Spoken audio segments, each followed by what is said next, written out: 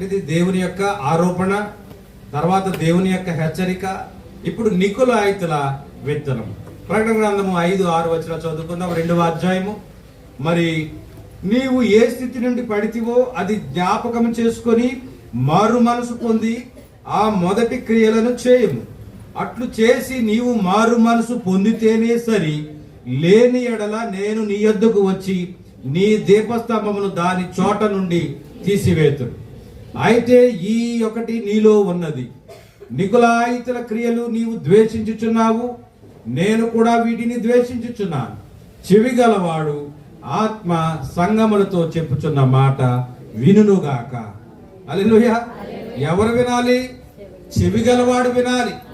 ఆత్మ మాట్లాడుతూ ఉన్నప్పుడు ఎవరు వినాలి అంటే చెవి గలవాడు వినాలి. చెవి గలవాడు అంటే ఎవరికి చెవులు లేవే? ఇక్కడ కూర్చున్న వాళ్ళకి అందరికీ చేటంత చెవులు ఉన్నాయి. ఈ చెవులు కాదు కానీ ఆత్మీయ చెవి కావాలి. ఆ ఆత్మీయ చెవి అంటే ఏంటో తెలుసా? విశ్వాసమనున్నది 6వ ఇంద్రియము. మన ఆత్మీయ చెవి అనగా విశ్వాసమై ఉన్నది కనుక మనం వినేది విశ్వాసముతో వినాలి. విశ్వాసం అనగా ఇంకా వెనక్కి వెళ్ళాలంటే విశ్వాసం అంటే రాత్రి మనం మాట్లాడుకున్నాం. ఇక్కడ మాట్లాడే మాట మనం వినుచున్న దేవుని యొక్క వాక్యం, అది దేవుని నోట నుండి వచ్చిన మాట అని చెప్పి మనము నమ్మాలి. అది దేవుని వాక్యం అని మనం నమ్మినప్పుడు మన జీవితాలు అది ఫలింపు తీసుకొస్తుంది. మనము ఆత్మీయంలో అభివృద్ధి చెందుతాం. కనుక మరి ఇప్పుడు క్రైస్తవ జీవితాలు చూసినట్లయితే ఎక్కడ వేసిన గొంగలు అక్కడే ఉన్నాయి. అవునా? ఏ ఒక్క జీవితంలో మార్పు అనేది చూడలేకపోతా ఉన్నాం. ఏ ఒక్క ఆత్మీయ స్థితిలో కదలిక అనేది మనం చూడలేకపోతున్నాం. కారణం ఏంటో తెలుసా? వింటున్న మాటలు వినేసినవే, చదువుచున్న మాటలు చదివేసినవే అని మనం అనుకోవడం వల్ల మన ఆత్మీయ స్థితిలో ఏమాత్రము కూడా కదలిక అనేది లేదు. ప్రియులారా, రాత్రి దేవుడు మనతో సూటిగా మాట్లాడిన మాటను మళ్ళా జ్ఞాపకం చేస్తున్నాను.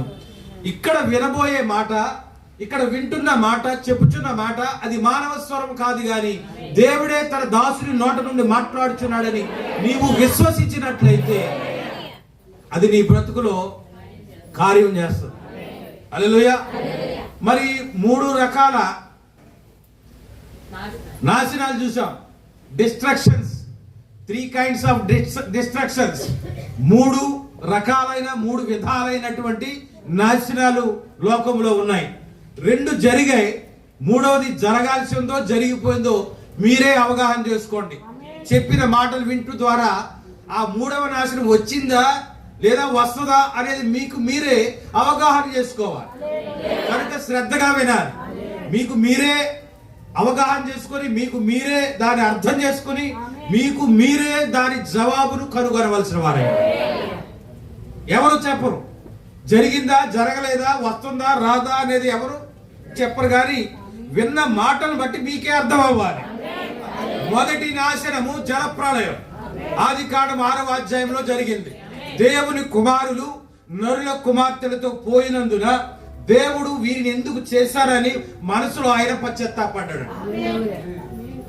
కనుక వాక్యం ఏముందంటే లోకాసు వార్తలో నోవహు దినములలో జరిగినట్టు మనుష్య కుమారుని దినములలోనూ జరుగును. ఏంటి మనుష్య కుమారులు జరిగేది ఏంటి? నోవహు దినాల్లో జరిగినది.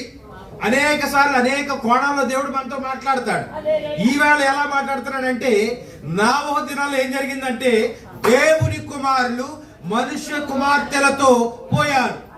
ఎవరి మనుష్య కుమార్తెలు? నరుల కుమార్తెలు, లోకములో ఉన్న సంఘాలు.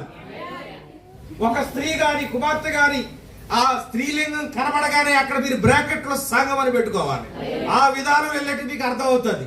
దేవుని కుమారులు అనగా ఎందరు దేవుని యొక్క ఆత్మచేత నడిపించబడతారో వారు దేవుని కుమారులు అనబడతారు. మీకు జవాబు దొరికింది అనుకుంటారు. ఎవరు దేవుని కుమారులు, ఎవరు నరుల కుమార్తెలు? ఈ సబ్జెక్ట్ గురించి డిబేట్ పెడితే పడిపోయారు దేవదూతలు. ఆ పడిపోయిన దేవదూతలకు పుట్టినోళ్లే నరుల కుమార్తెలు అంటారు. అవునా? నీవు ఆత్మీయతలో ఉంటే దేవుడి యొక్క ప్రత్యక్షత అర్థం చేసుకోవడానికి నువ్వు ప్రయత్నం చేస్తే దేవుడు తిన్నగా నీకు బయలుపాట్లు ఇస్తాడు. హల్లెలూయా. కనుక మన యొక్క ఆత్మీయ స్థితి ఎలాగా, మన ప్రయాణం ఎలా నడుస్తుందంటే విశ్వాసము ద్వారా. దానిని మరొక రకంగా చెప్పాలంటే ప్రత్యక్షత ద్వారా మనం నడిపించబడుతున్నాం. లోకంలో ఉన్న వారికి ప్రత్యక్షత అనే పదవే అక్కర్లేదు. ఈ పదవే అక్కర్లేదు అన్నప్పుడు ఈ ప్రత్యక్షత ఎందుకు వాళ్ళకి అవసరం లేదు కదా. కానీ ఎవరికి ప్రత్యక్షత కావాలి అంటే విశ్వాసము ద్వారా జీవించేవాడు. నీతిమంతుడు విశ్వాసము ద్వారా జీవించబడును. దేవునికి స్తోత్రం. విశ్వాసము ద్వారా నీతిమంతుడు జీవిస్తాడంట. అసలు నీతి అంటే ఏమిటి? ఎవరైతే దేవుని యందు విశ్వాసం ఉంచుతారో దేవుని పరిపూర్ణంగా హృదయపూర్వకంగా నీ పూర్ణాత్మతోను, నీ పూర్ణ బలముతోను, నీ పూర్ణ శక్తితోను నీ దేవుడైన యెహోవాను ప్రేమింపవలెను. అదే విశ్వాసం. కనుక నీతిమంతుడు విశ్వాసం వల్ల జీవిస్తాడు. అబ్రహాము దేవుని నమ్మెను, అది అతనికి నీతిగా ఎంచబడేను. నీతి అనగా మీకు డెరివేషన్ చెప్పేశాను, మరొకసారి మీరు నోరు నిలబెట్ట అవసరం లేదు. నీతి అనగా ఏమిటంటే దేవుని పరిపూర్ణంగా నమ్మటమే. వెనక నుంచి ఎవరో అంటాడు, అయ్యా నేను అది మానేశాను ఇది మానేశాను. అది మానవ నీతి, అది మానవ నీతి. కానీ దైవ నీతి ఏంటో తెలుసా? దేవుని పరిపూర్ణంగా నమ్ముటయే. దానినే బైబిల్ భాషలో విశ్వాసం అంటారు. విశ్వాసము లేనిది దేవుని చూచుట అసాధ్యము. చూసారా దేవుడు ఎంత అనుబంధంగా మనల్ని ముందుకు నడిపిస్తున్నాడు. కనుక వాక్యం పట్ల చాలా శ్రద్ధ కలిగి ఉంటే దేవుడు మీ జీవితాలను ఆశీర్వదిస్తాడు. ఎందుకో దేవుడు మనకి కొన్ని విషయాలు ఇస్తున్నాడు, కానీ మనం కొంతమంది దాన్ని పట్టుకుంటారు, కొంతమంది దాన్ని పట్టుకోవడం లేదు. నేను అనేక సార్లు చెప్పుకుంటా వస్తున్నాను. ఈ కాలం అక్టోబర్ మాసం నిండా నేనేం చెప్పానంటే దేవుని యొక్క శక్తి ప్రభావం ఎంత వేగంగా వెళ్తుందో అంతే సమానముగా సాతాను యొక్క శక్తి కూడా అంతే వేగంగా వెళ్ళి అవసరమైతే ఏర్పరచబడిన వారిని సహితం. ఏర్పరచబడిన వారంటే ఎవరో తెలుసా? విశ్వాసమును పాతుకుపోయి స్థిరంగా ఉన్న వారిని కూడా కదిల్చి వేస్తాడంట. కనుక మోసపుచ్చు ఆత్మగా వాడు ప్రస్తుతం లోకంలో వాడు తిరుగులాడుచున్నాడు. సాతాను నిన్ను టార్గెట్ చేసి, నిన్ను గురిగా పెట్టుకుని, నిన్ను మోసం చేయాలని వాడు మరి సంకల్పం పూనుకొని వాడు వచ్చాడంటే తప్పించుకోవడం నీ వల్ల కాదు. వాడిని జయించడం నీ వల్ల అవ్వదు. ఎందుకంటే ప్రత్యేకించి నిన్నే ఉద్దేశించి నిన్నే టార్గెట్ చేసి వచ్చాడు. కనుక అందుకే అక్కడ అపవాది తంత్రములను మనము ఎరగని వారము కాము. కనుక అపవాది తంత్రాన్ని మనం ఎరిగి ఉంటే ఏం చేస్తాం? అపవాది తంత్రాన్ని మనం ఎరిగి ఉంటే మనం జాగ్రత్త వహిస్తాం. ఇప్పుడు వర్షం ఎందుకు వచ్చింది? నిన్ను ఆరాధన మానిపించడానికి, పంటలు తడిపేయడానిక కాదు. దానికి ఇంకో కారణం ఉంటుంది, అది ఇంకో ప్రసంగంలో చెప్పుకోవచ్చు. నీ పంటను తినివేసే పురుగులను నేను ఆజ్ఞాపిస్తానంటున్నాడు. ఒకవేళ అలా జరిగిందంటే ఏదో నీ జీవితంలో ఒక తేడా జరిగి ఉండాలి. అది వేరే అంశం, నేను అది మాట్లాడట్లేదు. కానీ దేవుడు ఇప్పుడు ఏం మాట్లాడుతున్నాడంటే సాతాను నీకు ఒక విధమైన అడ్డు కల్పిస్తాడు. ఆ అడ్డు వెనకాల సాతాను ఉన్నాడు, నువ్వు గ్రహించలేవు. వాక్యం ఏం చెప్తుందంటే సాతాను యొక్క అపవాది యొక్క తంత్రములను మనము ఎరగని వారము కాము. సముద్రం దగ్గరికి వెళ్తారు కదా, కొన్ని సముద్ర స్థానాలకు వెళ్ళినోళ్ళు ఉన్నారు కదా, మీరు కూడా వెళ్తారు పెద్ద. ఇప్పుడు సముద్ర స్థానాలకు వెళ్ళినోళ్ళు కొంచెం ఎంత పట్టినట్టుకు వెళ్తారు, అట్లా టవలట్టుకు వెళ్తారు. చెప్పండి, అట్టుకు వెళ్ళాలి, మ్యాండేటరీ. మన ఆరాధనకు వచ్చినప్పుడు తెచ్చుకున్నావా?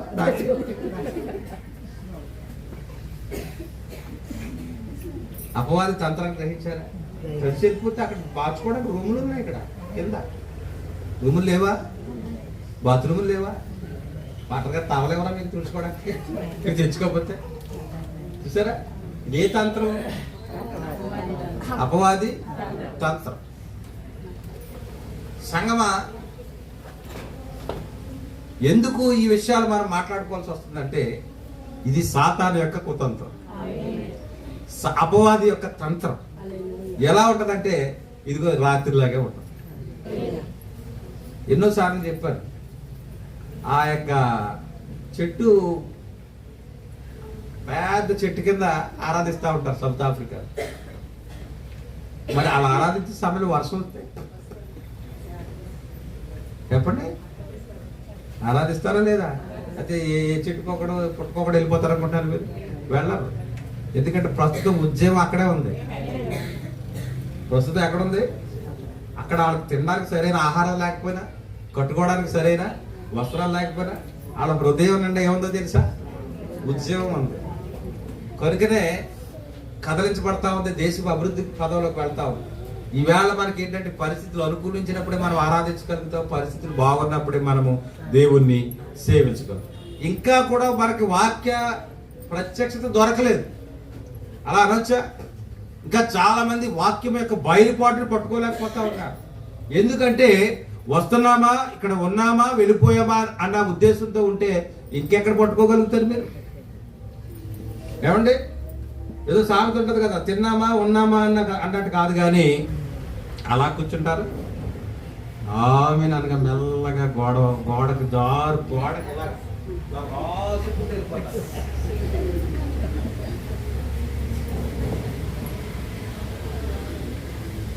ఇది వచ్చిపోయే బ్యాచ్. వచ్చామా, కూర్చున్నామా, విన్నామా, వెళ్ళిపోయామా. వీళ్ళలో ఏ కార్యం జరగదు ప్రియుల. దేవునికి స్తోత్రం చెప్తామా? కానీ దేవుడు ఆ స్థితి నిన్ను కోరుకోవట్లేదు, కానీ నీవు కదిలించబడాలి. దేవుని ఉద్యమం నీ హృదయంలో కదలాడాలి. ఉద్యమం నీ హృదయంలో కదలాడాలంటే దేవుని యొక్క శక్తి నీలోకి రావాలి. ఆయన శక్తి అనగా పరిశుద్ధాత్మ నీలోకి వచ్చినప్పుడు కొంతమంది అగ్ని అంటే భయం, అవునా? కానీ కొంతమంది పొయ్యిలో కూడా చేయటేస్తారు. ఏ సందర్భంలో పెడతారు పొయ్యిలో చెయ్య? ఏ సందర్భంలో పెడతారు? బూటుగా దాని స్వాధీనంలో ఉన్నవాడు ఏం చేస్తారో తెలుసా? అది కట్టా, నిప్ప, పొయ్య ఏమన్నా తెలుస్తుందా? తెలుస్తుందంటారా? తెలీదు. పాము వస్తున్నా పామును పట్టుకోవడానికి ప్రయత్నం చేస్తాడు. చూసిన వాళ్ళు భయపడతారు, కానీ వాడికి ఏ భయము? కారణం ఏమిటి? ఒక శక్తి ఏదో వాడిని ఆధీనంలోకి తీసుకుంది. దేవునికి స్తోత్రం చెప్తామా? మనం కంగారైపోతాం, ఏ దారి గుర్తెస్తుందో, ఏ ఏ ఏ బండి కుట్టేస్తుందో అని చెప్పేసి వాడు మట్టుకు నడి రోడ్డు మీద మధ్యగా నడుచుకుంటూ వెళ్ళిపోతా ఉంటాడు. మెరుపు అదురు ఏమైనా ఉంటుందా? కారణం ఏంటి? ఏదో ఒక శక్తి ఆధీనంలో ఉన్నాడు. హల్లెలూయా. అది కూడా స్పిరిటే. కానీ దేవుని ఆత్మ నీ స్వాధీనంలోకి వచ్చినప్పుడు నువ్వు కూడా అలాగే ఉంటావు. ఎలా ఉంటావు? నువ్వు కూడా అలాగే ఉంటావు. నువ్వు దేవుని శక్తి ఆధీనంలో ఉన్నప్పుడు అగ్ని తెలీదు, వర్షము తెలీదు, వరద తెలీదు, తుఫాను తెలీదు, గాలి తెలీదు, ప్రళయం తెలీదు. ఆ స్థితి కావాలని కోరుకుంటాడు దేవుడు. ఆ స్థితి ఎప్పుడు వస్తుంది? ఇదిగో లోకం అంతమైపోయే పరిస్థితి వచ్చేసింది, లోకము పరిపూర్ణతకు వచ్చింది. ఇదిగో ప్రకృతి ఆనందిస్తా ఉంది. ప్రభువా మాకు విడుదల ఇవ్వబోతున్నావా తండ్రి. ఇంకా ముందుకెళ్దాం. నాశనం, మొదటి నాశనము దేవుని కుమారుడు నరుల కుమార్తెలతో పోయినందున. ఏంటి దేవుని కుమారులు నరుల కుమార్తెలను పోవడం అంటే? లోకములో ఉన్న సంఘములు అన్నీ కూడా నరుల కుమార్తెలే. మానవ యొక్క ఆలోచన చేత నడిపించబడుతున్న సంఘాలను, అదే ఈ మధ్యాహ్న కాలం ముందు దేవుని యొక్క వాక్యములు వర్తమానపు భాషలో నికులాయితల విత్తనము. అది దేవుని విత్తనము కాదు, కానీ మానవుల యొక్క సిద్ధాంతములనే విత్తనములు ప్రజల హృదయములలో నాటినప్పుడు అవి లోక కార్యాలనే ఫలిస్తాయి తప్ప ఆత్మీయ ఫలాలు వారిలో కనబడనే కనబడ. కనుక ఇప్పుడు దేవుని కుమారుడికి మానవుల యొక్క కుమార్తెలతో పని ఏంటి? అర్థమవుతుందా? అసలు వారితో సాంగత్యం ఏమిటి? వారితో సహవాసం ఏమిటి? నీవు దేవుని కుమారుడు అయితే దేవుని కుమారులతోనే నీ సహవాసమై ఉండాలి. నీవు దేవుని పరిపూర్ణంగా విశ్వసించి దేవుని మీదే అబ్రహాము దగ్గర ఆధారపడి ఉంటే నీ సహవాసం అంతా కూడా దేవుని కుమార్తెలతోనే. హల్లెలూయా.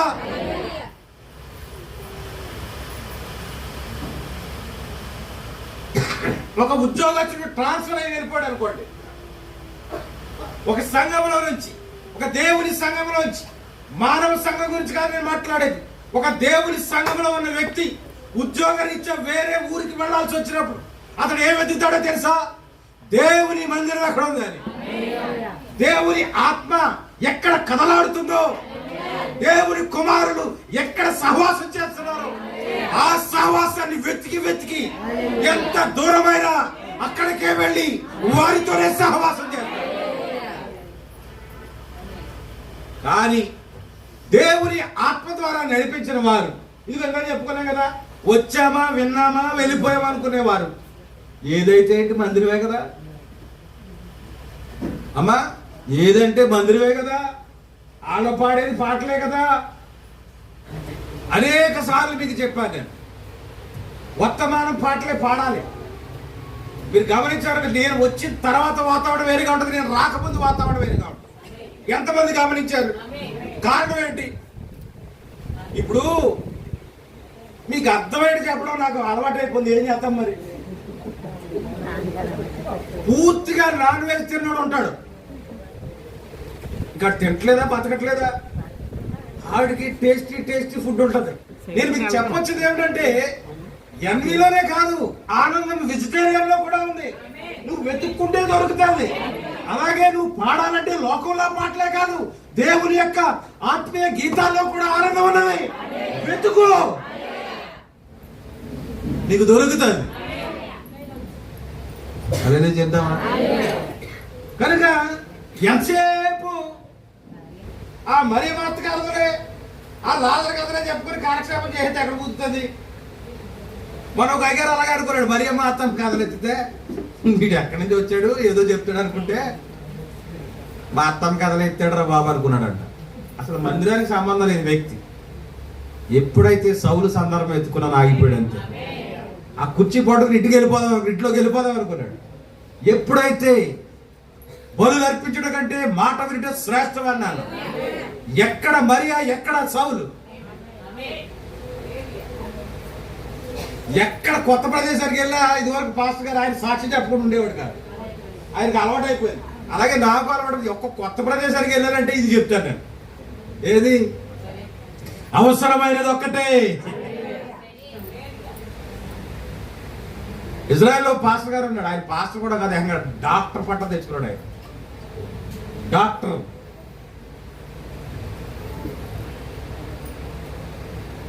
ఇలా నిలబడిపోయాడు అంతే.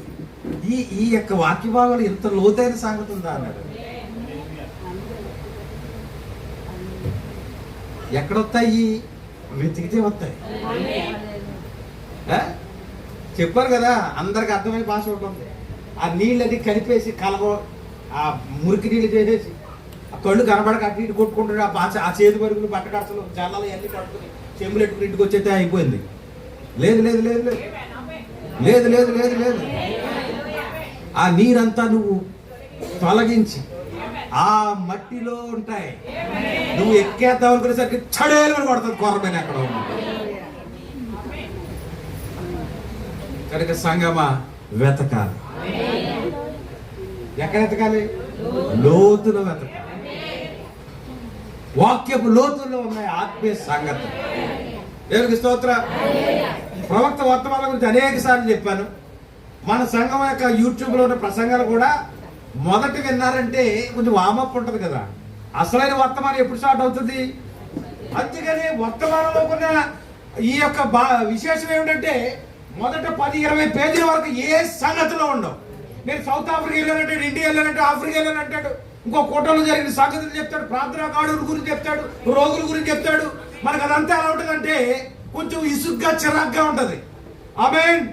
కానీ ఆయన రిఫరెన్స్ చెప్పగానే ఒకేసారి ఆ విమానం ఎగిరినట్టుగా ఆయన పరిపూర్ణంగా ఆత్మలో లీనమైపోతాడు. ఇంకా అప్పుడు వస్తున్న మాటలు చూసారా, అయ్యి బాబాయ్ గుండెలు పగిలిపోతాయి. లోకంలో చాలా మందికి అర్థపోవడానికి కారణం అంటే తెలుసా? ఆ వర్తమానం మొదటి 10-15 పేజీల్లో ఈ యొక్క వివరణ ఉండటం వల్ల. కనుక నువ్వు అక్కడితో పాడేసావంటే నీకేం పొందుతావు? నీకేం దొరుకుతాయి? నువ్వు మెల్లగా చదవాలి, ఒక్కో పేజీ. కనుక సంగమా, ఏదో పై సంగతులతో ఆనందించడం కాదు, కానీ నీ లంగర్ ఎక్కడైనా తెలుసా? లోతులో వేయాలి. ఆ లోతులో వేసినప్పుడు దేవుడు నిన్ను టార్గెట్ చేసుకుంటాడు, నీతోనే మాట్లాడాలని. ఇప్పుడు చూద్దాం, అందరూ కాన్సంట్రేషన్ లోకి వచ్చారా? ఇప్పుడు 2:6 చూసినట్లయితే, ఈ చీకటి నీలో ఉన్నది. అన్ని బాగానే ఉన్నాయి, నువ్వు సంఘం కొరకు ఎన్నో చేసావు, నీ క్రియలు నేను ఎరుగుదును, నీ సహనం నేను ఎరుగుదును, నీ భక్తి నేను ఎరుగుదును, నీ కష్టం నేను ఎరుగుదును, నీ దాతృత్వం నేను ఎరుగుదును, నీ సాక్ష్యం అంతా నాకు తెలుసు.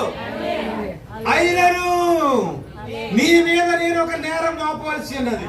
అదేమిటంటే, ఈ ఒకటి నీలో ఉన్నది, ఒకే ఒక్కటి. కేజీ తుయ్యాలంటే 1 గ్రాము తక్కువ వచ్చింది అనుకోండి, కాట ఎన్ని పడుతుంది? మనం ఎంత భక్తి చేసినా, దేవుని దృష్టికి ఎంత మనం ఏదో మంచిగా ఉన్నాం, నీతిగా ఉన్నాం, యథార్థంగా ఉన్నాం అనుకున్నా, ఒక్క లోపం, ఒకే ఒక్క లోపం నీ మొత్తం యావత్ భక్తినంతటిని కూడా తేల్చేస్తుంది. ఆవేళ ఆ రాత్రి ఒక హస్తం వచ్చి గోడ మీద రాస్తా ఉంది. గోడ మీద చేయి రాత. బెల్షస్సరు, ఆ రాజులందరూ, సామంత రాజులందరూ కలిసి ఆ యొక్క చక్రవర్తి ఆవరణలో కూర్చుని విందు భోజనం చేస్తా ఉన్నారు, త్రాగుతా ఉన్నారు, ఆనందిస్తా ఉన్నారు. వాళ్ళు త్రాగే తినే పాత్రలన్నీ కూడా దేవాలయంలో తీసుకొచ్చారు. దేవుని యొక్క మందిరంలో ఆరాధన చేయవలసిన ఆ ఉపకరణాలన్నింటినీ తెచ్చి వారు మద్యముతో నింపి వాటిని అపవిత్రం చేశారు. దేవుని యొక్క ఉగ్రత ఒక హస్తం రూపంలో వచ్చి అక్కడ గోడ మీద రాసేసింది, మెనే మెనే టెకెల్ ఉపాస్యేన్. ఏంటది? మెనే మెనే టెకెల్ ఉపాస్యేన్. ఎవరు చెప్తారు దీని అర్థం? అక్కడ కూర్చున్న వాళ్ళ శాస్త్రులు లేరు, ఐఏఎస్ ఆఫీసర్లు ఉండరా? సీఎం కూర్చున్నాడంటే ఐఏఎస్ ఆఫీసర్లు ఉండరా? అక్కడ ఉంటారా? బియ్యాలు ఉండరా? ఉంటారా? ఉండరా? చదువుకున్న వారంతా ఉన్నారు, మేధావులు ఉన్నారు, శాస్త్రవేత్తలు ఉన్నారు. ఎవరికి అర్థం కావట్లేదు ఈ భాష ఏమిటో. ఎందుకంటే వాడు పైపైనే చదువుతున్నారు. నువ్వు పైపైన చదివినంత మాత్రాన సంకలం పెట్టుకుని దీన్ని దూలు దులిపేసి, అది నీ చేతిలో ఉంది కాబట్టి కొంచెం నీట్గా కనపడాలి అంతే. దీని మీద మమకారం కాదు. ఇప్పుడు ఇది అట్టుకుని వెళ్తున్నావు కాబట్టి నీకు సరిపోవాలని చెప్పి దాన్ని తుడుతున్నావు తప్ప దీనికి విలువిద్దామని కాదు. అలాగుంటే నీకేం అర్థం అవుతుంది? దాని అర్థం చెప్పేవాడు అక్కడ రావాలి. వచ్చాడు, దానియేలు వచ్చాడు. ఇదిగో రాజా, దేవుడు నిన్ను త్రాసులో తూసినప్పుడు నీవు తక్కువగా కనబడ్డావు. ఎన్ని గ్రాములు? 1 గ్రామా 2 గ్రాములు అనవసరం. 1 గ్రామైనా తక్కువే. నేను దేవుడి కొరకు ఇది చేయలేదా, అది చేయలేదా, సహస్ర కార్యాలు చేయలేదా, సూర కార్యాలు చేయలేదా, వరద వచ్చినా వారు వచ్చినా దొల్లి వచ్చినా మధ్యలో పడిపోయారు కదా అనొచ్చు నువ్వు. కానీ దేవుడు నిన్ను త్రాసులో త్రూచినప్పుడు తక్కువగా కనబడ్డా. ఎవరు చెప్తారో తక్కువేదో? వాక్యమే చెప్పాలి. నువ్వు ఏమి తక్కువగా కనబడుతున్నావు దేవుని దృష్టికి? నేనేం చెప్తాను? నేను చెప్పాలంటే ఒక్కొక్కరు ఇంటి మీద స్పై కెమెరాలు అట్టాలి ఇక్కడ. అది నాకు సాధ్యపడుతుందా? కానీ అందరికీ మించి నా సాధ్యుడు ఆయన ఉన్నాడు. ఆయన అంతరిక్షంలో ప్రతి వారిని చూస్తా ఉన్నాడు. Everything is recorded. ఆయన సంఘముల మధ్యలో నడిచి సంఘాలను ఎలా పరిశీలించి సంఘం యొక్క కార్యాలను ఎలా రాసుకుంటున్నాడు, లోకంలో ఉన్న ప్రతి వారి గురించి కూడా ప్రతిదీ కూడా ఆయన రికార్డ్ చేసుకుంటూనే ఉన్నాడు. అలా రికార్డ్ చేసుకున్నాడు కాబట్టి నీ క్రియలు నాకు తెలుసు, నీ సహనం నాకు తెలుసు, నీ భక్తి నాకు తెలుసు, నీ జీవితం నాకు తెలుసు అంటాడు. ఆయన చూశాడు కనుకే, ఆయన రాసుకున్నాడు కనుకే. అయినా నువ్వు ఎంత భక్తిపడు అయినా, ఇదిగో స్టేజ్ కాడికి వచ్చి నువ్వు ఎంత బద్దలు కొట్టేసి గొంతు తీసుకుని అరిసినా గాని నీలో ఇంకా ఏదో లోపం ఉన్నది. నికొలాయి తన క్రియలు నీవు ద్వేషించుచున్నావు, నేను కూడా వీటిని ద్వేషించుచున్నా. దైవనీతి కలిగిన వాడు లోకనీతి కలిగిన వాడితో సహవాసం ఏమిటి? అక్కడ పరలోకం దించిన నేను వెళ్ళనంటాడు. మీకు అర్థమైందా? ఇలాగ ద్వేషించిన వాడిని కూడా ప్రభు ఏమంటాడంటే, అలాగే నేను ద్వేషిస్తున్నా. నువ్వే కాదు డినామినేషన్స్ నేను ద్వేషిస్తున్నా. ఈ నికులాయితులు ఏమిటి అది దాని మీద రెండు ఆలోచనలు ఉన్నాయి. వెనకాల ఉన్న వారికి అందరికి అర్థమవుతున్నాయి నా మాట? అర్థమవుతుంది చెప్పండి, ఇంకా కిందకి దిగొచ్చి చెప్తాను. ఈ నికులాయితులు ఏమిటి అని దాని మీద రెండు ఆలోచనలు ఉన్నాయి. విశ్వాస భ్రష్టులైన ఒక గుంపు వారిని కొందరు చెప్తున్నారు. నికులాయితులు అంటే ఏంటి? విశ్వాస భ్రష్టులు. ఒక గుంపు అలా చెప్తుంది. వారి నాయకుడు అట్టివాడే ఉంటాడు. వాడు భ్రష్టులైపోవడానికి కారణం ఏంటి? అమ్మా, రౌతుని బట్టే గుర్రం నడుస్తుంది, సేవకుని బట్టే సంఘం ఉంటది, నాయకుని బట్టే విశ్వాసులు ఉంటారు. ఒప్పుకుంటారా ఒప్పుకోరా? అంటే ఇప్పుడు ఏం చెప్తున్నాను? ఈ కాన్సన్ట్రేషన్ అంతా సౌత్ ఆఫ్రికా వెళ్ళాలా, నైజీరియా వెళ్ళాలా, నైరోబి వెళ్ళాలా, ఆస్ట్రేలియా వెళ్ళాలా, అంతరిక్షం వెళ్ళాలా అని ఈయన మైండ్ అంతా 24 గంటలు అదే. ఎవరిని తీసుకురావాలా, ఎవరిని తీసుకెళ్లాలా, ఎక్కడ మీటింగ్ పెట్టాలా, ఈ ఆలోచన ఉంటాడు. సంఘాన్ని ఎలా నడిపించాలా, సంఘానికి ఏమి చెప్పాలా, సంఘానికి ఏమి నేర్పించాలా, ఈ ఆలోచన ఉంటే సంఘం బాగుపడుతుంది. అందుకే రౌతును బట్టి గుర్రం ఉంటది. మీరు కూడా అలాగే ఉన్నారా చెప్పండి? ఆ డాక్టర్ గారు చూసేసినట్టు ఊరుకుంటారులేండి, పర్వాలేదు. ఒక వారం గుడి మానేసినా ఆయన ఏమనుకోవడం.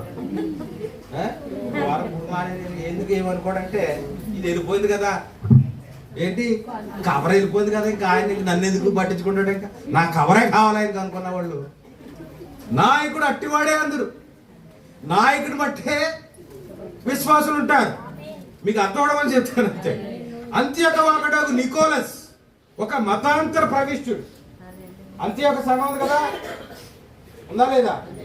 యెరూషలేములో 3 ఉన్నాయి శ్రేష్టమని. మొదటిది ఎఫెసు, రెండవది యెరూషలేము, మూడవది అంతియోకయ. ఈ 3 దేనికి ప్రావీణ్యం? విశ్వాసానికి మూల స్తంభాలు ఉన్న సంఘాలు. నికోలస్ ఎవరంట? అంత్యొకవాడు ఒక మతాంతర ప్రవిష్టుడు. యెరూషలేములోని 7 పెద్దలలో అతడు ఒకడాయను. వారికి అన్య పండుగలున్నవి మరియు వారి ప్రవర్తన చాలా అనైతికముగా ఉండేను. ఈ ఒక్క మాట పట్టుకు వెళ్ళిపోదాం ఇంటికి. చూడండి, వారికి అన్య పండుగలున్నవే. క్రైస్తవుడికి పండగ ఉందా? మైకులో చెప్తున్నా, క్రైస్తవుడికి పండగ లేదు. ఆదివారమే పండగ. ప్రతి ఆదివారం ఒక ఉత్సవం. కానీ వారికి అన్య పండగలు ఉన్నాయి. ఎవరికి? సంఘాలకు. సంఘాలకు అన్ని పండుగలు ఏంటండి బాబు?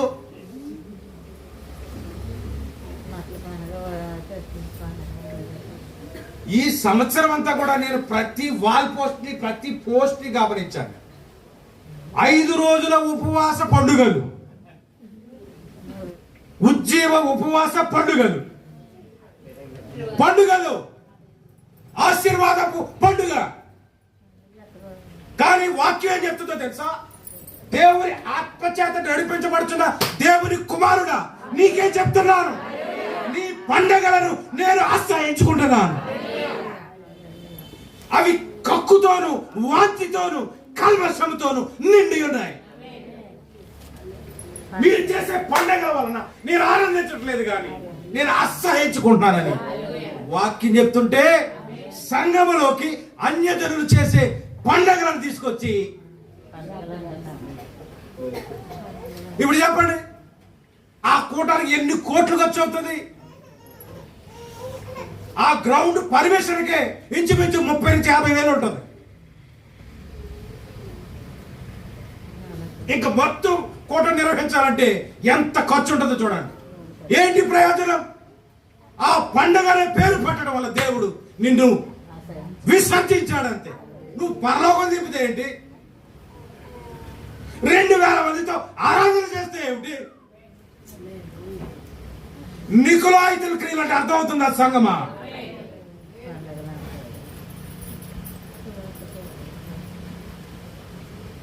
వారి నాయకుడు అట్టివాడే అందరు.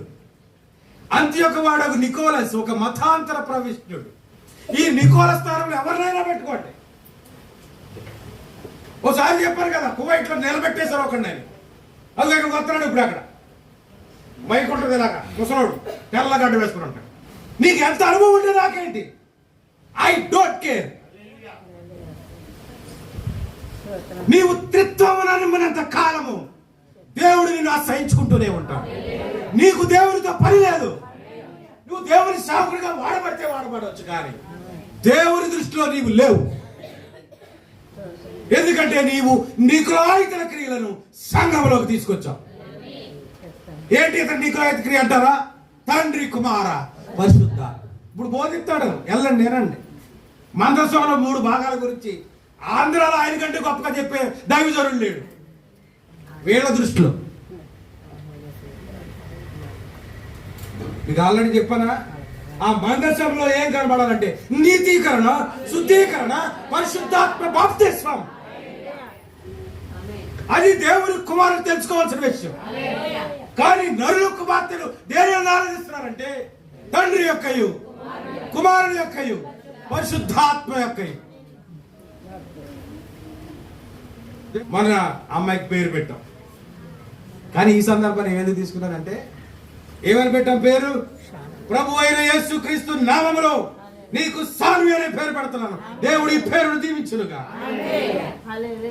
ఇంకో భాష గారు వచ్చారు వెనకాల. తండ్రి యొక్కయు, కుమారుని యొక్కయు, పరిశుద్ధాత్మ యొక్క నామములో ఈ బిడ్డను ఉయ్యాలేస్తున్నాను అన్నాడు. ఏం కలిసి అక్కడ దేవుని కుమారుడు, నరుల కుమార్తె. వాక్యం అర్థం అవుతుందా? ఈ నరుల కుమార్తెలకు వచ్చిన బాధ ఏమిటి, వాళ్ళు చేస్తున్న తప్పేమిటి అంటే నికులాయితల క్రియలను వాళ్ళు చేస్తా ఉన్నారు. మరి ఈ దేవుని కుమారు చేస్తున్న పనేమిటి? వారితో స్నేహం చేసి వారి పండగలను, వారి ఆచారములను తీసుకొచ్చి సంఘంలో ప్రతిష్ఠిస్తా ఉన్నారు. యావత్ బైబిల్ గ్రంథంలో చదివిన వారిని అడుగుతా ఉన్నాను, ఎక్కడైనా క్రిస్మస్ ట్రీ ఉందా? ఉందా? Christmas tree. కానీ ఇవాళ జరిగే, ప్రపంచంలో జరిగే బిజినెస్ ఎంతో తెలుసా? కోట్ల $1 మిలియన్ ఓన్లీ క్రిస్మస్ ట్రీలు అమ్మడం వల్ల. ఇదివరకు ఒక ప్లాస్టిక్ సెట్లో ఏదో తెచ్చుకునేవారు, ఇప్పుడు ఏమీ లేదు. గోడకి ప్లాస్టర్లు వేసి ఇలాగా చైనా లైట్లు వచ్చాయి కదా, చక్కగా ఇలాగే వేస్తారు అంతే. ఇదే ట్రీ. ఎక్కడి నుంచి ఎక్కడికొచ్చింది? చెట్టెక్కి నరుక్కొచ్చి గురపాటి పాతి బుడగలు, గ్రీటింగ్లు, లైటింగ్లు ఎట్టి కాడి నుంచి ఇప్పుడు ఎక్కడికి వచ్చిందంటే గోడకి పాస్టర్లు ఎట్టి లైటింగ్లు చుట్టే కాడికి వచ్చింది. సగమా నికులాయితల క్రియలు ఇవి. నీవు దేవుని కుమారుడు అయితే ఈ సీజన్ అనగా ఈ 2 నెలల సీజన్ నీ ఇంటిలో ఎక్కడ కూడా ఈ ట్రీ కనబడడానికి వీల్లేదు. కనబడిందా? నీవు నికులాయితల క్రియలు చేయించున్నావు.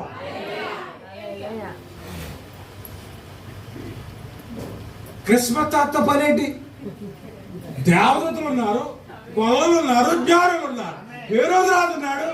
నీకు అవసరమైతే విలాని ఫోటో పెట్టుకో, ఏ రోజు రాజు ఫోటో తప్పులేదే. అందరూ రావణ ఫోటో పెట్టుకుంటారా? ఎవరైనా వెళ్ళను?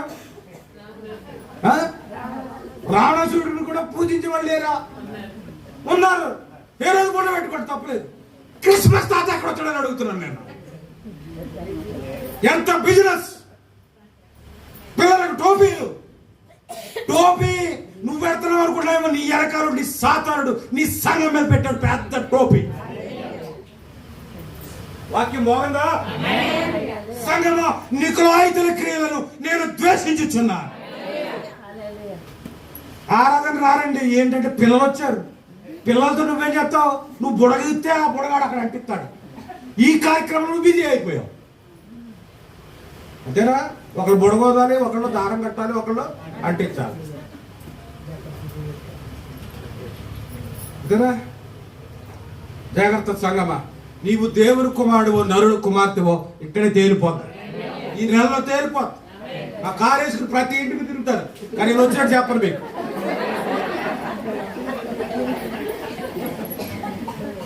యెరూషలేములోని 7 పెద్దలలో అతడు ఒకడాయను. ఇవన్నీ నేను చేసినండి. అందరికంటే ఎత్తుగా ఉండాలి. 10 గెడలు కట్టి, ఇలాంటి గెడలు 6 గెడలు కట్టి, స్టార్ కట్టి, వైర్ పెట్టి, డాక్టర్ గారికి చీమల తెరలు పాకేసి ఈ నెల కరెంట్ బిల్లు వచ్చేద్దాం. మరి నెలలాగా డే అండ్ నైట్ ఎలగాలంటే ఎంత బిల్లు వస్తుంది కరెంట్ బిల్లు? అది ఏం అనలేడు. ఈవిడ అనేది 4 డే ఏం చేసుకుంటారు పిల్లలు. అది ఎప్పుడు తెలిసింది?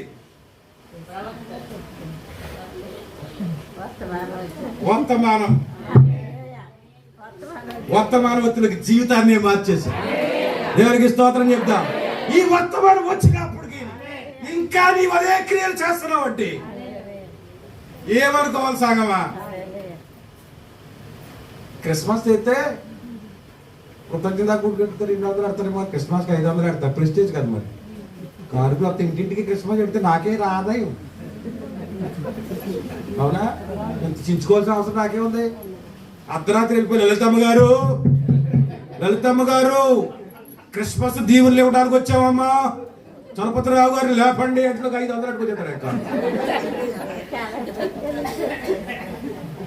అవునా? మీరమ్మ బామ్మ చెట్టుగా వచ్చి మీరమ్మ అట్టుకొచ్చేస్తుంది. ఈ ఆదాయం పోతుంది. కానీ క్రీస్తు నిమిత్తం దేవునికే మహిమ రావాలి. నీవు చేసే ఏ క్రియ అయినా, ఏ కార్యమైనా దేవుని నామమునకు మహిమ రావాలి. 2 లైన్లు రావలేదు. వారికి అన్య పండుగలు ఉన్నవి మరియు వారి ప్రవర్తన చాలా అనైతికముగా ఉండేను. మొదటిది అన్య పండుగలు, రెండవది వారి ప్రవర్తన. అన్య పండుగలు వచ్చాయి. ఇంకా ఏమంటే వారి ప్రవర్తన అనైతికముగా ఉండేను. అనైతికం అంటే డాన్సర్. దేవుని సంఘంలోకి ఏమొచ్చాయి తెలుసా? డాన్సులు.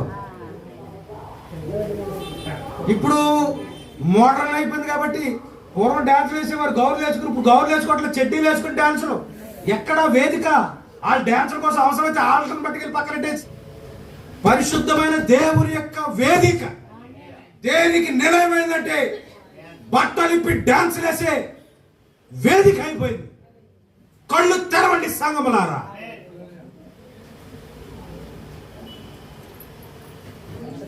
వారి ప్రవర్తన చాలా అనైతికముగా ఉండేను. ఈ వీధిలోనే ఆ చివరింట్లో ఉండేవారు మాస్టర్, ఇప్పుడు లేరు, రాజమండ్రి పోయారు. అసలు క్రిస్మస్ అంటే ఏంటో, క్యారల్స్ అంటే ఏంటో వాళ్ళని చూసేది నేను తెలుసుకున్నాను. అంతవరకు మనకు తెలియదు. ఇంట్లోంచి బయటికి పంపేవారు కాదు కదా. ఆ నైట్ అక్కడికి వెళ్తామని కాపలా కాసేసి పాత్ర అయినా కళ్ళగా పెరిగిపోయేవాళ్ళే. ఎందుకు చెప్తున్నానంటే ఆంటీ ఆంటీ అన్నాడు సార్ అర్ధరాత్రి. నాన్నగారు లేచి చుట్టూలకి ఊలిపోతున్నాడు. ఎవరు తీసేంత వరకు నాన్నగారు, ఏం బాబా వీరికి తాగినట్టు భయం, ఏం బాబా ఆంటీ లేదా అనుకోల్ ఉందమ్మా పిల్లలు ఎవరో వచ్చారు. ఏం బాబా క్రిస్మస్ చందా ఎందుకు వచ్చారు? వీధి ఎంట్రన్స్ పెట్టారు, వాళ్ళు పాటలు పాడేస్తున్నారు అక్కడ. దోత పాట పాడోడి అని వాళ్ళు పాడుతున్నారు. ఈయన తూలిపోయి వచ్చి దేనికోసం వచ్చాడు? సంద ఇవ్వగానే వెనకాల ఒక పాటగారు ఉన్నాడు, గౌరీ వేసుకుని ఒక మా అమాయకుడు అనమాట. డబ్బు ఏం జేబులు వేసుకున్నాడు, ఆయన ప్రార్థన చేయమని వెళ్ళిపోయాడు. వారి ప్రవర్తన అనైతికముగా వాక్యాన్ని రుజువు చేస్తున్నారు ప్రియులారా. అందరూ చదవండి. 2 విషయాలు ఉన్నాయి. వారికి అన్య పండగలు ఉన్నవి మరియు వారి ప్రవర్తన చాలా అనైతికముగా ఉండేను. శరీర సంబంధము కార్యముల మీద జయము పొందవలెనని ఎడల మొదటి కార్యములను ఆ అనుభవ పూర్వకముగా రుచి చూడవలెనని వారు బోధించుచుండిరి. ఎవరు ఎఫెసీయులు అబద్ధ బోధకులు వస్తే కనిపెట్టారంట. ఎవడైనా దొంగ బోధ అట్టుకొస్తే ఇది ఎక్కడ సంస్థగా మారిపోద్దని వాళ్ళు గమనించి చూస్తూ ఉండేవారంట. ఇప్పుడు ఏం బోధిస్తున్నారంటే మొదటి కార్యములను అనుభవపూర్వకముగా రుచి చూడవలెనని వారు బోధించుచుండారు. ఆ రకమైన బోధను చేసిన వారెట్టి వారు సహజముగానే మీరు గ్రహించండి. మొదటి కార్యాలు ఎలా ఉంటాయి చెప్పుకున్నాం కదా మొన్న. మొదటి ప్రేమ ఉద్యమము, ఆసక్తి, అవసరమైతే భూములన్నీ అమ్మేసి దేవునికి ఇచ్చేయాలంత ఏంటంటే ఉద్రేకము, శరీర సంబంధము కార్యముల మీద జయము పొందవలనని ఆ మొదటి కార్యములను అనుభవ పూర్వకముగా రుచి చూడాలి. రుచి చూడాలంట. మొన్న చెప్పాను కదా, కలాకండాను జాంగ్రీ కలిపితే ఎలా ఉంటది, తింటే చెప్తాను. రెండు కలిపి ఎప్పుడు తినం, తింటే జాంగ్రీ తింటాం, లేకపోతే రెండు కలిపి మన జీవితంలో ఎప్పుడు తినం కదా. ఒకవేళ ఎవరైనా వచ్చి రెండు టేస్ట్ ఎలా ఉంటుందంటే నువ్వు తిని చెప్పాలి, తినకుండా అలా ఉంటుంది ఎలా ఉంటుందని చెప్తే అలా కుదురుతుంది. అవునా? అలాగే సంగమా, మొదటి క్రియేటర్ నువ్వు రుచి చూసి. ఏంటి మొదటి క్రియ? పెంతుకొస్తు పండగ. మరి పండగ అంటారు ఏంటి అనుకుంటున్నారా? అప్పుడు పండగే అది. దేవుడు తన శక్తిని, తన ప్రభావమును సంగమ మీద కురిపించి ఆయన ఒక్కొక్కరి మీద వాలాడు. దేవునికి స్తోత్రం. ఆయన నీ కొరకు నా కొరకు ముక్కలు చేయబడ్డాడంటే నీ గుండె పగలాలి. ఆయన ముక్కలు చేయబడ్డాడు. ఆయన ముక్కలు చేయకపోతే నా దగ్గరే ఉంటాడు. నీ దగ్గరికి ఎలా వస్తాడు? ఆయన పంపమంటే పంపుతారా? నా ఇంటికి వచ్చే పాస్టర్ ఉన్నాడు, ఇంకో పాస్టర్ రోజు ఇవ్వండి, ఏం చెప్తాను నేను? ఆ 3 రోజులు పరిపూర్ణంగా వాడుకుని అవసరమైతే ఇప్పుడు తీసుకెళ్ళరా అంట. అంతేనా? అంతేనా కదా? ఆయన ఒక్కరోజు ఆ మర్నాడు ఎప్పుడో ట్రైన్ టికెట్ బుక్ చేసి ఉంటాను కాబట్టి ఉన్న గ్యాప్లో 1-2 గంటలు ఇల్లు వస్తాడు అతను. అది కూడా అలసిపోయి. అవునా? పరిపూర్ణంగా అక్కడికి వస్తే అతను వాడుకోవచ్చు పరిపూర్ణం. డేట్స్ నాకు ఇచ్చి నీ దగ్గరికి ఎలా వస్తాడు? ఒక చుట్టం ఒకరింటికి వచ్చి ఇంకొకరింటికి వెళ్ళి చూసి వస్తాడు తప్ప వాళ్ళ ఇంటికాడ ఉండలేడు కదా. అర్థమవుతుందా? నీ కూతురు నీ ఇంటికే వచ్చింది, నీ తోడుకోళ్ళ ఇంటికి వెళ్ళి చూసి వస్తుంది, ఎలా ఉన్నావు పెద్దమ్మా అని. అంతేనా? పరిపూర్ణంగా నీ హక్కు. అర్థం చేసుకోండి. అలాగే దేవుడు ఒక పేతురికే స్వాధీనం అయితే మిగతా వాడికి ఒక్కెక్కడది. అందుకే ఆయన ముక్కలు చేయబడ్డాడు. పరిశుద్ధాత్మ విభాగింపబడి ఒక్కొక్కరి మీద వాలగా అందరికీ సమానమైన హక్కు, ఆ వాక్శక్తి వారికి అనుగ్రహించడం కదలది. శక్తి గల కార్యములు వారు చేయగలిగిన కారణం పరిశుద్ధ. ఆ మొదటి క్రియను ఇప్పుడు మనం రుచి చూడాలి. అర్థమవుతుందా? ఎవరు నన్ను అడుగుదలుచుకున్నా? మీకు తెలిసిన ఇప్పుడు పురాతన వంటలు ఉన్నాయి. పురాతన వంటలు ఏంటి తెలుసు? ఇప్పుడు హైదరాబాద్లో అయితే అక్కడ ఇప్పుడు అదే పెద్ద ట్రెడిషన్ అయిపోయింది, ఆంధ్ర పిండి వంట. ఇప్పుడు ఈ తరవాళ్ళకి తెలుసా? కళ్ళతో చూసినా కానీ నోట్లో బతికి పెట్టరు. పాటర్ గారు కదా ఎవరైనా పొగట్లు పెట్టుకుంటే వాళ్ళు తింటారా? అస్సలు నోట్లు పెట్టరు. అరిసెలు, జంతికలు, మిచ్చిరి ఏం పెట్టి పెదవిలాగా వచ్చేది. Burger, pizza. ఇప్పుడు పెంతుకొస్తూ అనుభవం అంటే నీకు ఎలా ఉందో తెలుసా?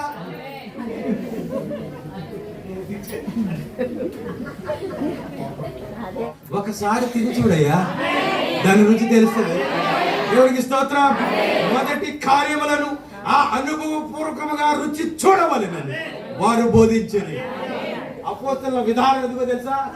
అందుకు అది పాత పచ్చడైనా అందులోనే విశేషం ఉన్నది, అందులోనే శక్తి ఉన్నది, అందులోనే ప్రభావం ఉన్నది. దేవుడికి స్తోత్రం.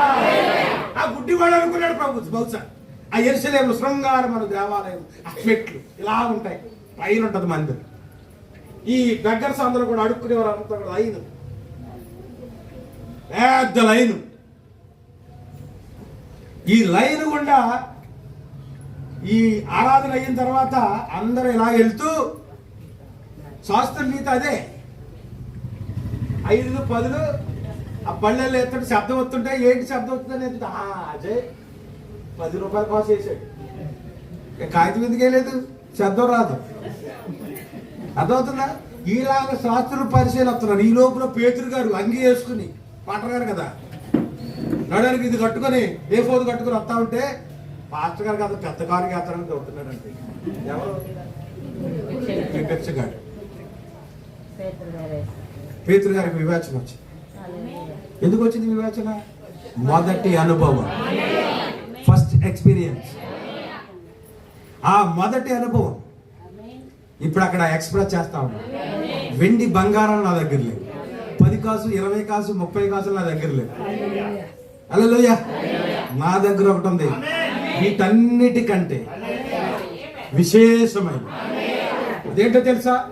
The name of lord Jesus Christ. యేసుక్రీస్తు అనే నామం నా దగ్గర ఉన్నది. నజరేయుడు యేసుక్రీస్తు నామములో లేచి నడువు. ఇంక అడుక్కునే పని ఉంటుందా?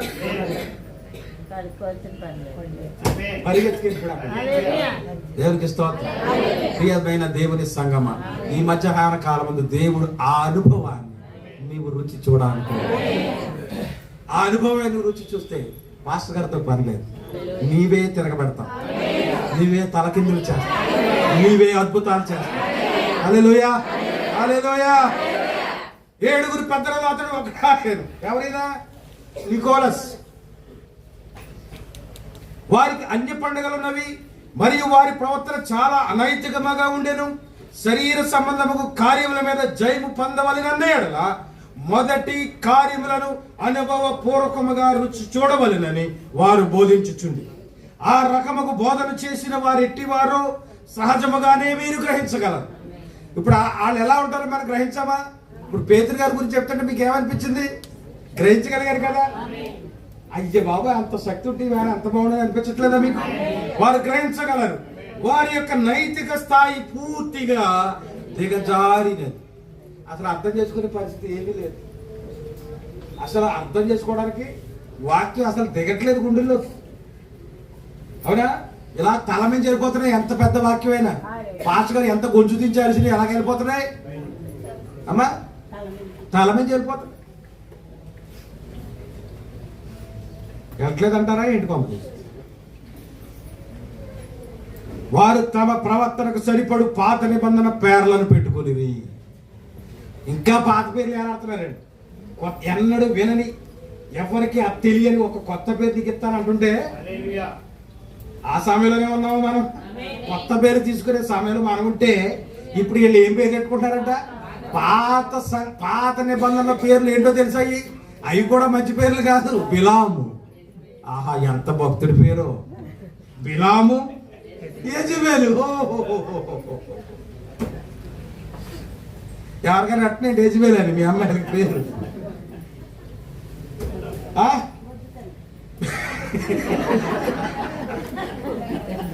బిలాము మరియు యెజబెలు.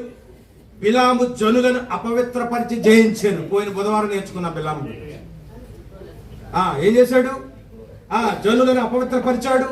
నికోలాస్ కూడా ఆ విధంగానే చేసిరని జనులు చెప్పేదారు.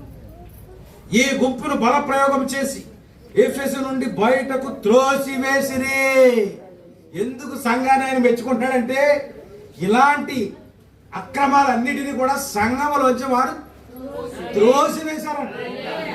మరియు వారు పెర్గమలో ఒక చోట స్థానము సంపాదించుకుని, ప్రమోషన్ వచ్చింది. ఇప్పుడు ఎఫెసు నుండి స్వర్ణాస్పురమ నుండి పెరగం అంటే 3 రెట్లు 3 స్థాయిలు ఎదిగిపోయారు. దేవుని స్తోత్రం. కారణం ఏంటో తెలుసా?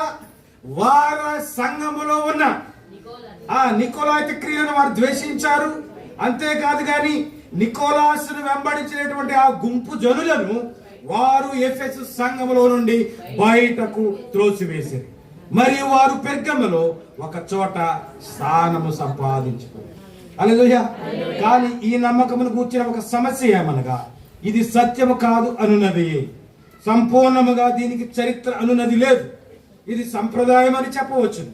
అటువంటి ఉద్దేశమును మనము కలిగి ఉన్నప్పుడు ఎఫెసు సంఘ కాలము కేవలము చరిత్రగానే మిగిలి ఉంది.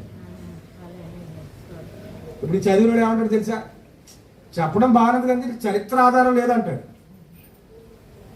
బ్యాచ్ ఉంది, వాళ్ళకి ఏం కావాలి తెలుసా? ఆధారాలు కావాలి. ఏం కావాలి బాబా? ఆధారాలు కావాలి. ఆధారాలు కంటే ఎక్కడ చెప్పుకోవచ్చు? నీతిమంతుడు విశ్వాసం మూలం జీవిస్తున్నాడంటే ఇప్పుడు అబ్రహామే వచ్చి దేవుడు నన్ను రమ్మన్నాడు, నాకు కొడుకునిస్తాడట, నేను వెళ్ళిపోదామని రెడీ అయ్యాను అనుకుంటే ఏం చెప్తావు? ఏమంటాడు తెలుసా? ఈయన బ్యాచ్ని దేవుడు నీతో చెప్పాడా? ఏంటి నన్ను కూడా తీసుకెళ్ళి నేను అడుగుతాను ఒకసారి అంటాడు అనమాట. కానీ అబ్రహాం ఏంటో తెలుసా? ఆ స్వరమును నమ్మి ఆ వాక్యమును విశ్వసించి ఎడారి యాత్ర మొదలెట్టాడు భార్యను తీసుకొని. కనుక ఏమంటారంటే వీళ్ళకి ఏం కావాలంటే చరిత్ర ఆధారాలు కావాలి. కనుక అటువంటి ఉద్దేశం మనం కలిగి ఉన్నప్పుడు ఏం జరుగుతుందో తెలుసా? ఎఫెసు సంఘ కాలము కేవలము చరిత్రగానే మిగిలి ఉంది. ఈ దినమునకు అన్వయింపబడదు. ఎంత శ్రమపడి ప్రయాసపడి ఈ గ్రంథాలను ముద్రించి ఇంకా ఎవరి చేతులన్నా లేదా 7 సంఘకాలం. ఆ ఎఫెసు సంఘకాలం అనే పుస్తకం ఇవ్వండి అమ్మాయికి. ఆ సింగిల్ గా ఉన్నాయి పుస్తకాలు, ఎఫెసు సంఘకాలం సింగిల్ బుక్. అది అయిన తర్వాత నెక్స్ట్ ఇస్తాం. వింటున్నారా? ఎఫెసు సంఘకాలం కేవలం చరిత్రగా ఉంటుంది. ఎంత ప్రయాసపడి డబ్బు ఖర్చు పెట్టి పుస్తకాలు ప్రింట్ చేసి ఉచితంగా మీ చేతిలో పెట్టడానికి గల కారణం ఏంటంటే ఏదో ఒక విశేషం ఉన్నది. ఆ విశేషం ఏంటంటే వాక్యలు. హల్లెలూయా. ఎందుకనగా ఆదిమ సంఘములో ఏది ప్రారంభమైనా అది తప్పకుండా అన్ని సంఘములలోనూ కొనసాగి అది మంచిదైనచో దేవుని ద్వారా మహిమపరచబడి ఆశీర్వదించబడు. కాని ఎడల అది నాశనము చేయబడి అగ్నిగుండములో పడవేయబడు. నేను మొదటే చెప్పాను కదా, మొదటి దీపాన్ని ఎవరు వెలిగించారు? ఎవరు వెలిగించారు? ఆ దీపం ఎవరు? పౌలు. పౌలులో ఉన్న ఉద్యమం ఎఫెసు సంఘకాలం. ఇప్పుడు ఈ మాటను దీనికి అన్వయిద్దాం చూడండి. కనుక తప్పకుండా అన్ని సంఘకాలములలోనూ ఏది ప్రారంభమైంది అది కొనసాగించబడాలి. ఏది ప్రారంభించబడింది? ఉద్యమం. ఆ ప్రారంభించబడిన ఉద్యమం అన్ని సంఘకాలములు గుండా ఏమవ్వాలి? కొనసాగాలి. అర్థమవుతుందా? కొనసాగి అది మంచిదైనచో దేవుని ద్వారా మహిమపరచబడి ఆశీర్వదించబడును. కానీ ఎడల అది నాశనము చేయబడి అగ్నిగుండములో పడవేయబడు. ఈ సంప్రదాయము లేఖమునకు విరోధం. ప్రకటన 22లో దానిని మీరు చూడండి. దుష్టులను సహింపలేదని ఎఫెసు సంఘమును గూర్చి చెప్పబడింది. ఎఫెసు సంఘం యొక్క గుడ్ క్యారెక్టర్స్ చెప్తారా? 2-3. నా నామము నిమిత్తము నీవు అలయలేదు. ఫస్ట్ పాయింట్ నేను చెప్తాను. నా నామము నిమిత్తం నీవు కష్టపడ్డావు. నా నామము నిమిత్తం నీవు శ్రమపడ్డావు. నా నామం కొరకు నువ్వు ఎన్నెన్నో గొప్ప కార్యములు చేశావు. నా నామము నిమిత్తం నీవు ఎన్నో అవమానాలు భరించావు. దీని అర్థం ఏంటంటే నీ క్రియలు, నీ సహనములు నీలేదు. అర్థమైందా? అది ప్రకటన 22లో దానిని మీరు చూడండి. దుష్టులను సహింపలేదని ఎఫెసు సంఘమును గురించి చెప్పబడిందా? వారు ఆ విధముగా వారిని బయటకు త్రోసివేసిందురు. ఎందుకనగా వారిని సహించలేకపోయింది. వారిని వీరు బయటకు త్రోయని ఎడల వారిని సహించిన వారగుదురు. ఇప్పుడు 6వ వచనంలో చూడండి.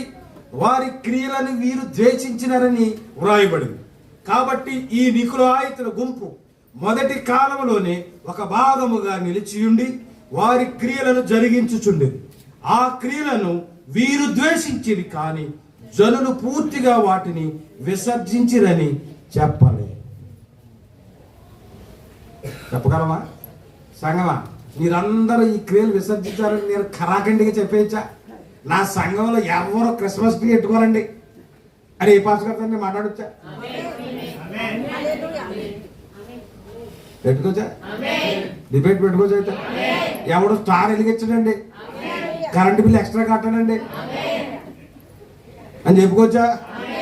ఈ గుంపు మొదటి కాలంలోనే ఒక భాగంగా నిలిచి ఉండి వారి క్రియలను జరిగించుచుండి ఆ క్రియలను ద్వేషించింది, కానీ జనులు పూర్తిగా వాటిని విసర్జించిరని చెప్పలేము.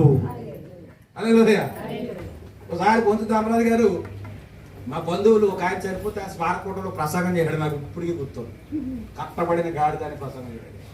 ఎప్పుడు 20 సంవత్సరాల క్రితం, 5 సంవత్సరాల క్రితం ఆ ప్రసంగం ఇప్పుడు మీకు చెప్పట్లేదు. కానీ అందులో ఒక మాట చెప్తాను. నేను ఏమన్నాడంటే, అమెరికానే ఇండియాలో దింపేసి ఇక్కడ ఎకరాలు కొనేస్తున్నానే, ఇన్ని ఎకరాలు కొని ఇన్ని బిల్డింగ్లు కట్టి ఇంత అడావుడు చేసేవాడికి ఓ 50,000 కీబోర్డు కొనలేరా నేను ఎందుకు? ఆరాధనలు వాయించడానికి. అది వాయించకూడదు కనుక నేను కొట్టలేదు అన్నాడు. ఇప్పుడు ఈ మాట చదవండి. వారి క్రియలను జరిగించుచుండిరి, ఆ క్రియలను ద్వేషించిరి, కానీ జనులు పూర్తిగా వాటిని విసర్జించిరని చెప్పలేము. ఆ విధముగా ఎఫెసులో విత్తనములు పడి అవి పెరిగి చివరికి ఒక బోధగా మారి చివరికి అగ్నిగుండంలోనికి చేరును. ఇప్పుడు ఆ పెద్ద ఆయన చేసిన ప్రసంగం ఎంతమందిని ఇన్స్పిరేషన్ తీసుకొస్తుంది? క్రీస్తు సంఘాలు ఎక్కడ కూడా ఒక డప్పు కానీ, డోలు కానీ, కంజరి కానీ, గిరిగిచ్చిగా కానీ ఉండవు. కారణం, ఈ సంఘాన్ని స్థాపించిన వ్యవస్థాపకుడు చెప్పిన బోధ. ఆయన చచ్చిపోయినా కానీ తరతరాల గుండా ఏమవుతుందో తెలుసా? వాయిద్యాలు వాయించటం ఏంటంట, మరి చెట్టు ఎట్టుకోమనుంది ఏంటి? కీబోర్డు మానేసే మంచిదే, నీకు వందనాలు, నిండా వందనాలు. మరి చెట్టు ఎట్టుకోమనుందా? గంటలు ఎట్టుకోమనుందా? బుడగలు ఎట్టుకోమనుందా? ఉన్నది చేయి తండ్రి, లేనిది ఎందుకు తేడా? నువ్వు ఉన్నదేదో దాన్ని కరెక్ట్గా చేస్తే సరిపోద్ది, అంతేనా?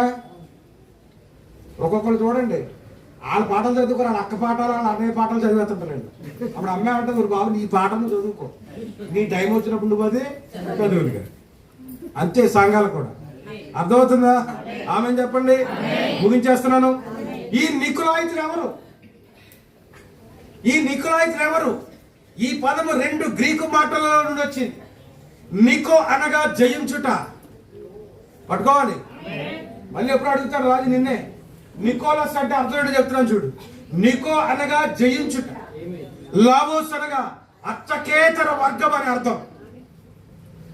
చదువుకున్నాడు బాగా పట్టుకోవాలి. దీని వాస్తవం గమనించండి. ఆ మొదటి సంఘములో ఎవరో ఏదో చేయించుండిరి, అది ఏ అచ్చకేతులను జయించుట. ఇప్పుడు చెప్పాను కదా, సంఘానికి వ్యతిరేకమైన కార్యాలను సంఘములోకి తీసుకొచ్చారు. వాటిని ఎదిరించటమే అచ్చకేతర వర్గం. సంఘములోని విశ్వాసులను జయించినట్లయితే వారి మీద అధికారము చలాయించవచ్చు. పట్టుకోవాలి. ఇవన్నీ ఇంటికి వెళ్ళి మరలా చదవండి, ఒకవేళ అర్థం కాకపోతే. దేవుడు ద్వేషించిన దానిని వారు చేయించుంది. ఎంత గొప్ప సంఘం అంటే అది. అందుకే పూర్తిగా ఉన్న వెలుగు, కొంచెమే ఉంది చీకటి. ఎఫ్ఎస్ సంఘ కాలం అది కూడా ఒక బోర్డు వేస్తాను నేను. మీకు కావాలంటే ఇక్కడ చూడండి, దీపాలు ప్రింట్ సరిగా పడలేదని మీరు అనుకున్నారు పొరపాటు. ప్రింట్ సరిగానే పడింది సరా, ఈ దీపం మధ్య ఎరగట్లేదు. రెండో సంఘకాలం బాగా ఉంది. ఇలా మెల్లగా ఇక్కడ గొంతులో చూడండి, దీపం కనపడుతుంది మీకు. సంఘకాలంలో ఉన్న ఉద్యమము ఒక దీపంతో పోల్చి దాన్ని ఆ విధంగా చూపించారు ప్రియుల. కనుక దేవుడు ద్వేషించిన వారిని దానిని వారు చేయించుండి. ఏమి ద్వేషించాడు దేవుడు? నికులాయితుల క్రియలను దేవుడు ద్వేషిస్తే వీళ్ళు ఏం చేశారంట? వాటిని వారు చేస్తున్నారంట. అయితే అది ఏమిటి? ఆ సంఘములో ఏమి జరుగుచుండెను? అప్పుడు జరుగుచున్నదే ఇప్పుడును జరుగుచున్నది. నికులాయితుల పదములకు అక్షరాల అర్థం అదే. జనులను ఏదో రకంగా తమ వశములో ఉంచుకొనిరి. అది పూర్తిగా దేవుని వాక్యమునకు విరోధము. ఇప్పుడు ఎవరి వశంలో ఉంటున్నారు? సంఘం తాళెత్తుతున్నారా? ఎత్తి మాట్లాడగలుగుతున్నారా?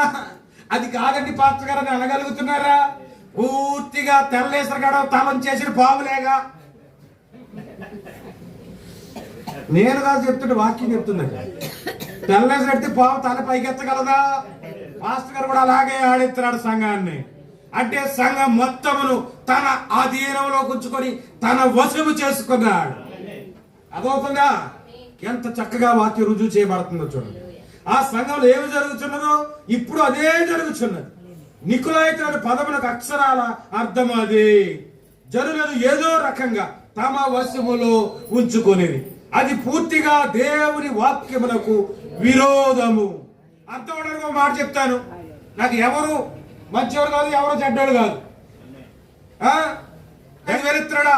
10,000 ఇస్తాడు అంతే. వాలంటీర్లు అందరూ గంప కొత్తగా చేసిన ఓటు. ఇప్పుడు ఏడుతున్నాడు, మమ్మల్ని కాపాడండి. ఎక్కడొస్తాడు? తెల్లచీరలు కట్టుకుని ఒక వర్గం ఉంది, ధర్నాలు చేసేసారు. ఈ సంవత్సరం కాబట్టి వచ్చే సంవత్సరం పెరుగుతాడు కదా, పెంచుతాడు కదా. 4,000 అంటే ముసలాడుకుంటే ఈడ్చుకుంటూ కాలు ఈడ్చుకుంటూ వెళ్ళిపోయి ఓటేసి.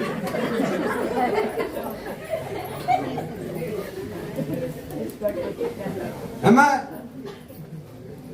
సూపర్ 6 ఉందా అక్కడ? సూపర్ 6 ఉందా? నువ్వు కాలు పైకి తల కింద కట్టిన ఈ 5 సంవత్సరాల్లో నీకేమీ ఇవ్వడు. తూర్పు తిరిగి దండ పెట్టాల్సింది. జరిగేది ఇదే.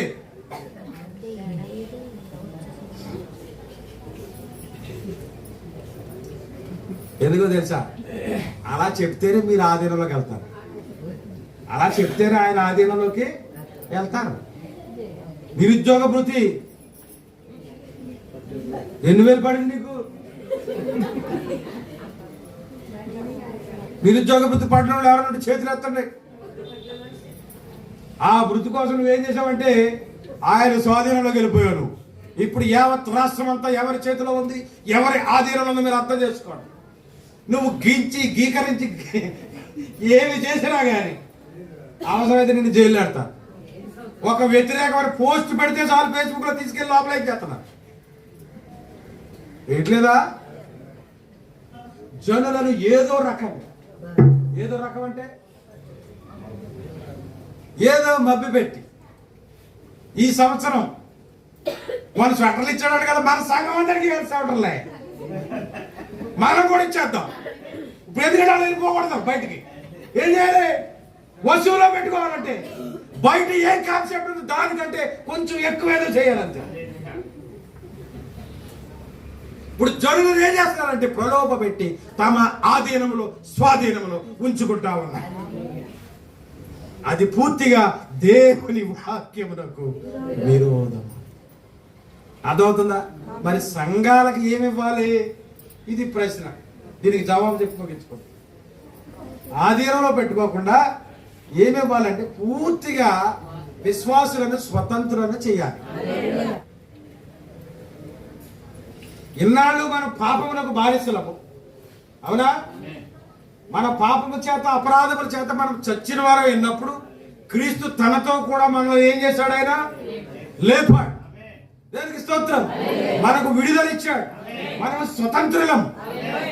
ఎవరి కింద బానిసలేం. ఒకప్పుడు సాతాను యొక్క దాసత్వం కింద ఉన్నాం. పాపమునకు బానిసలుగా ఉన్న మనలను దేవుడు తన విమోచన క్రయధనముగా తన రక్తమును చిందించి మనల్ని విడిపించి స్వతంత్రులుగా చేస్తే మరలా మళ్ళీ అదే కొనసాగిస్తూ అదే బానిసత్వం కిందకి వెళ్ళిపోతా ఉన్నాం. ఇప్పుడు సాతాను బానిసత్వం కాదు కానీ సాతాను వెనకాల ఉండి మనిషిని ప్రేరేపించి మనుషుల నాయకత్వం కింద ఉండేటట్టు చేస్తాం. హల్లెలూయా. ఏమన్నా అర్థమైందా? ఇప్పుడు పాస్టర్ గారే కదా అనుకుంటున్నాం మనం, కానీ పాస్టర్ గారు వెనకాల ఎవరున్నారు? అమ్మా సాతాను. ఏంటి పాస్టర్ గారు వెనకాల సాతాను ఉన్నట్టు ఏంటి అనుకుంటున్నారా?